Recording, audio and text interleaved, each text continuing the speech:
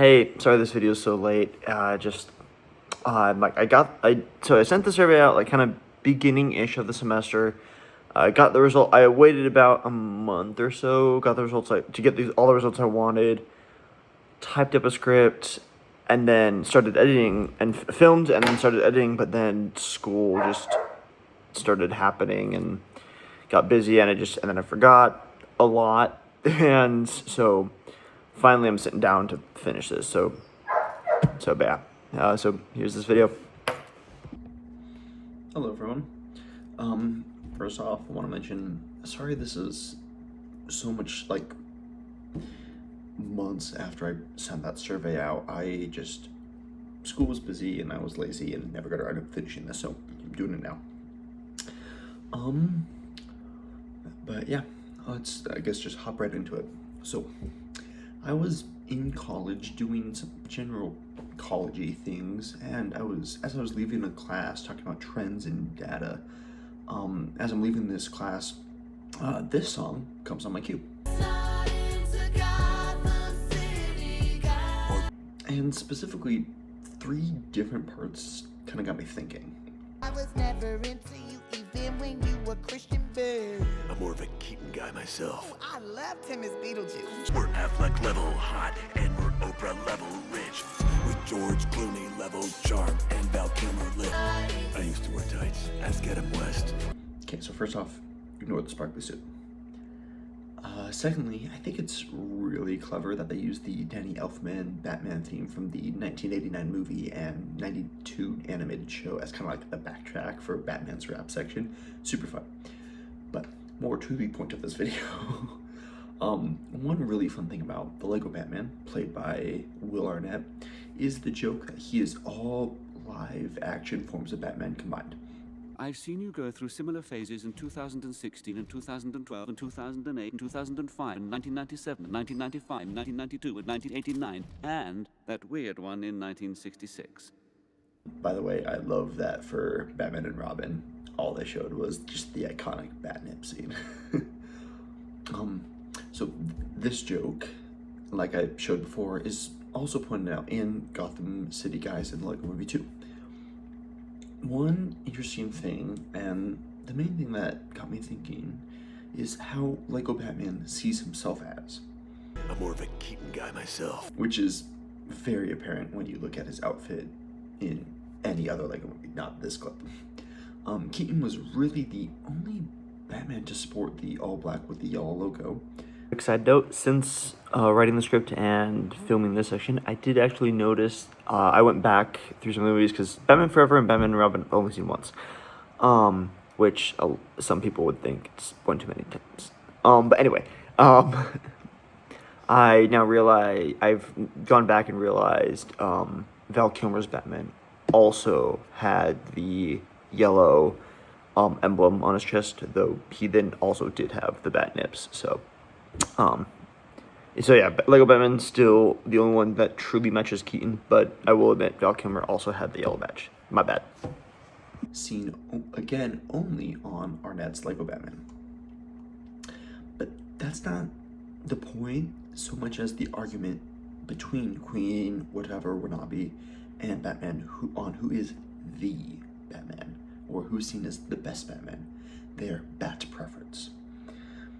I commonly hear people talking about who the best Batman is, or when talking about him, specifying which actor they're talking about, rather than just saying Batman. When I say Iron Man, very few are going to think of anything other than Robert Downey Jr.'s portrayal of the genius billionaire played by philanthropist. However, Batman is going to bring a different person to mind, depending on who the newest one is, and a few other factors. I can't look into every factor, so I decided to look into the correlation of age to one's Batman to their Batman of choice. When I first sent my survey out, it didn't look like it correlated really at all. There's a high percentage of people leaning towards the newer movies, and so I started thinking about why. And then I thought about who I'd actually sent the survey to, and recognized the overwhelming amount of responses from Gen Z as a result of sending it to those in my apartment complex, all of whom are fellow college students.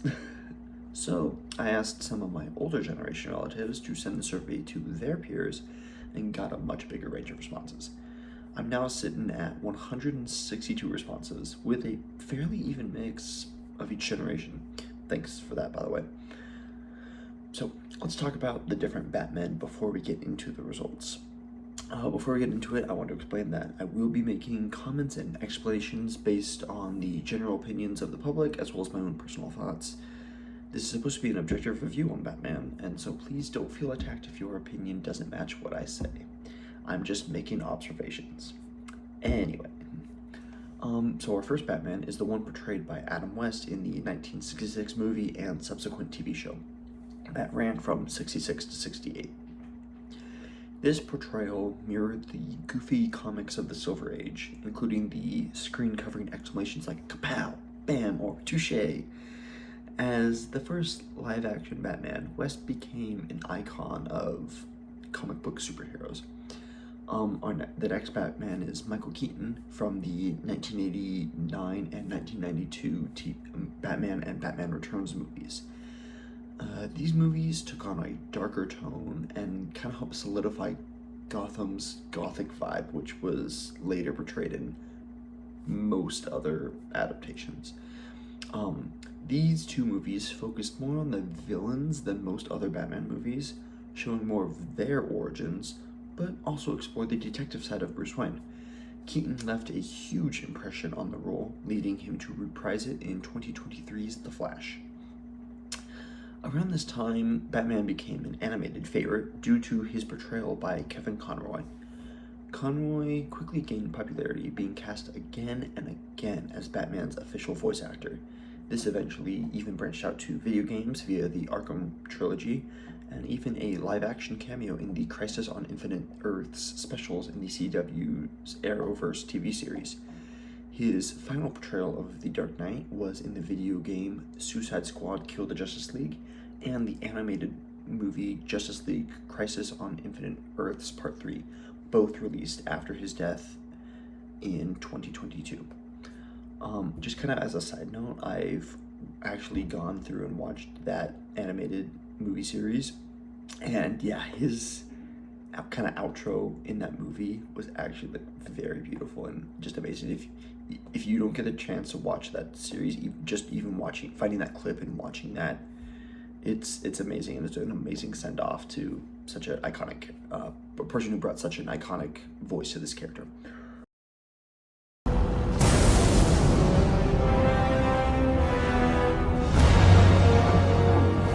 The end of the world, and you want to spend it with me? I didn't know you cared. I care, Joker. About Gotham. About justice. And if it has to end, at least I go out like this. Being Batman. Anyway, sorry about that. Moving on. The next two Batman we will kind of lump together. So after Batman Returns, Tim Burton and Michael Keaton left the Batman scene, making room for Val Kilmer and later George Clooney to take on the role. Batman Forever and Batman and Robin pulled away from the darker tone of the first two films, giving way to a more colorful, almost rave-like take on Gotham. These movies played more on humor than a serious tone, including the Bat credit card and ever-memorable Bat nips, and are frequently criticized. And I don't think that's all the way fair to these actors. A lot of people say that these two men shouldn't have been cast as Batman, but I don't think they were. Kilmer and Clooney are known for their charisma, even more so back in the 90s. I believe that rather than being Batman, these men were cast as the billionaire Bruce Wayne, the charismatic socialite. I felt that these two spent more time unmasked than in the suit, and that they were just playing a different role. They weren't Batman, they were Bruce Wayne. So after these two movies, the Caped Crusader took a break before returning as Christian Bale in the Dark Knight trilogy. This movie series was unique in that it showed us the path Bruce Wayne took to become Gotham's protector. all previous forms of Batman were well-established crime fighters by the time we meet them, and so seeing his beginnings was a very fresh take on the hero. This version of Batman also leaned more into the vigilante justice side of Batman, focusing less, more on his fighting skill and less on his detective reasoning. Zack Snyder introduced us to a much more intense version of Batman in 2016's Batman vs. Superman: Dawn of Justice. Once again, a well-established part of Gotham, Ben Affleck's Batman is much more comfortable as his alter ego, Bruce Wayne. This version of Batman found himself facing otherworldly threats, and the most notable difference between this Batman and others is as a member of a team. Affleck's Batman fought alongside the Justice League, bringing the Flash, Aquaman, Wonder Woman, Cyborg, and Superman together as a team, leading them against the alien Darkseid. So now, stepping away from that dark, intense live-action interpretation of Batman that we kind of had for a bit, the next version we saw was Will Arnett's Lego Batman from the Lego Movie in 2014, and later in his own feature film in 2017. This Batman combined many different parts of all of the previous Batman, and was a fun, kid-friendly version that poked fun at rom-coms. You complete me. Oddly enough, a lot of comic book fans labeled this version of The Dark Knight as one of the most comic book accurate portrayals in terms of general personality and interactions with others. The final Batman I will focus on is the newest. Robert Pattinson's Batman in 2022's The Batman. This version portrayed a new Batman, not quite the origin that we saw with Christian Bale, but definitely not the well-established hero he is in the other movies. Only 2 years into his tenure as Gotham's protector, this Batman is still trying to figure out what he is. This Batman is, at least I feel, much scrappier than previous Batman, forced to make all his gadgets himself rather than just brushing some dust off some paramilitary gear in storage. This Batman is also heavily leans into the world's greatest detective title that Batman has, one he's had since his first introduction in just Detective Comics, which is what DC stands for. And so because him leaning into this detective style, the Batman has less of a superhero movie vibe and more of a film noir style. It's less action figure, more action hero, more grizzled detective. So now, now that we have an understanding on kind of who these Batmen are, some general, the general vibes around them and stuff, let's start with just kind of the general information about the survey. So one thing I was curious about was whether the Batman or Joker someone chose influenced the other. In other words, did the Batman and Joker come from the same franchise? And I'd have to say, about 75.8% of people's Batman and of people's B-Man and jokes did come from the same movies, with 21.7% of people picking and choosing their actors. Now, I do want to make note of two things. One, we do have this little section over here labeled Other, and that accounts for about 2.5% of my answers. Now, so for this question, are the Batman and Joker from the same movie, feels like a simple yes or no. However, there is one Batman that doesn't actually have a Joker yet. 2022's Robert Pattinson from The Batman. And no, I'm not counting that little post-credit scene. While it's likely the Joker, it's not confirmed, we barely saw him, not counting it.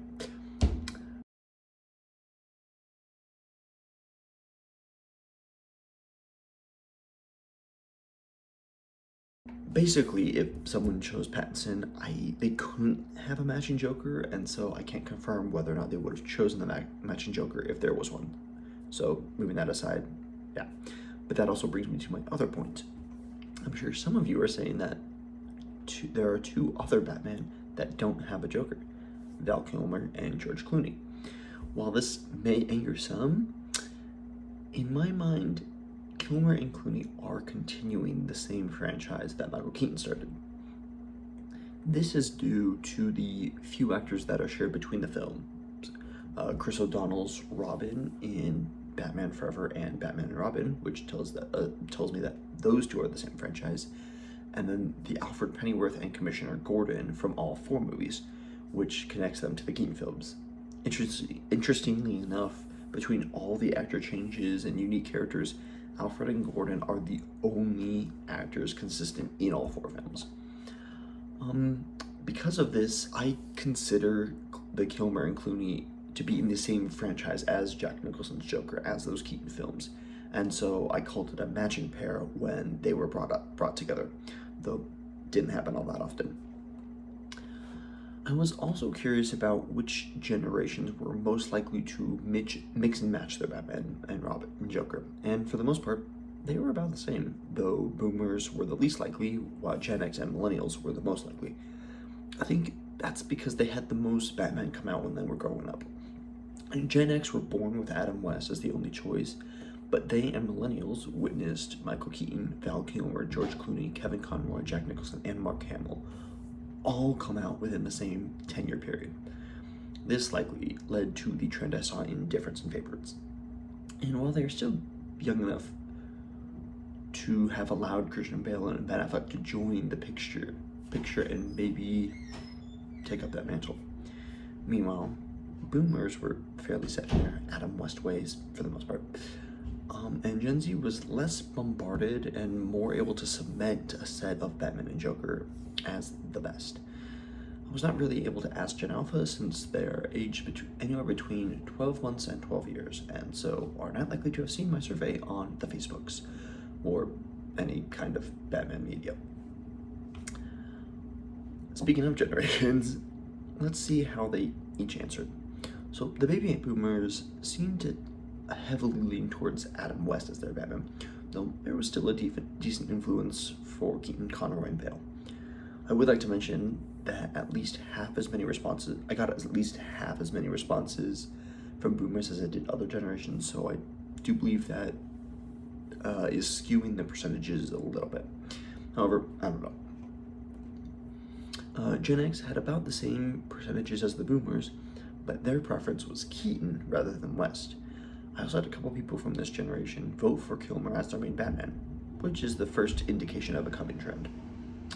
Millennials were more split than the previous generations, with a strong preference towards Christian Bale, but millennials also mentioned West, Keaton, Kilmer, Clooney, Conroy, and even Ben Affleck within a fairly even amount. Millennials were also interesting because, as you can see, while the majority were Bale, it was much more evenly split. Gen Z moved back towards a majority trend as boomers and Gen X, with about 63% choosing the same Batman, in this case Christian Bale. The unique thing came from the other 37%. This group was more split than all of the other generations. They were also the most unique, including the only person to use the other option to suggest a Batman I hadn't, being the Batman from the How It Should Have Ended YouTube series. They also had a lot of Batman that had been mentioned by other generations. The trend I mentioned earlier was, in fact, this. As I moved through the generations, there were more and more Batman that were chosen. Boomers were split between only 4 actors, while Gen Z literally had twice as many. So who is the Batman? Well, thus far, 4 actors seem to have brought a certain timelessness to the role of the Dark Knight, as someone from each generation chose them. 3 of them, West, Keaton, and Bale, each ushered in a new era of movies for the character and brought something that helped each one stand out more than the others. There was a decent time gap between each one, and so there very much was like a break and then this new Batman and then break and then this new Batman, and so it was very, their entry into the franchise was very emphasized. And that like these helped them stand out more than others. Conroy is the thank you HVAC. Hopefully this won't mess people up too much. Conroy was the 4th timeless Batman, but I feel that that's for like a slightly different reason. Being a voice actor, Kevin was able to play Batman in multiple mediums, including TV shows and video games, mostly those two. This allowed him to reach more people in multiple different ways and over way more time. Millennials and Gen Z had the most different Batman, I think purely because they had more options. By the time a lot of these newer versions had come out, Boomers and Gen X had already solidified someone as their Batman, and few were able to really change that. The last thing I will mention is that while each generation was mostly decisive on their preferred Batman, their preferred Joker was another story. But that'll have to be another video. Stay tuned for next time.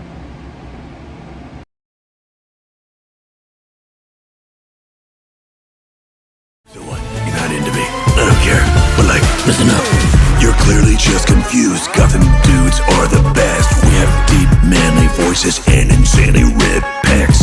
We're Affleck level hot and we're Oprah level rich. With George Clooney level charm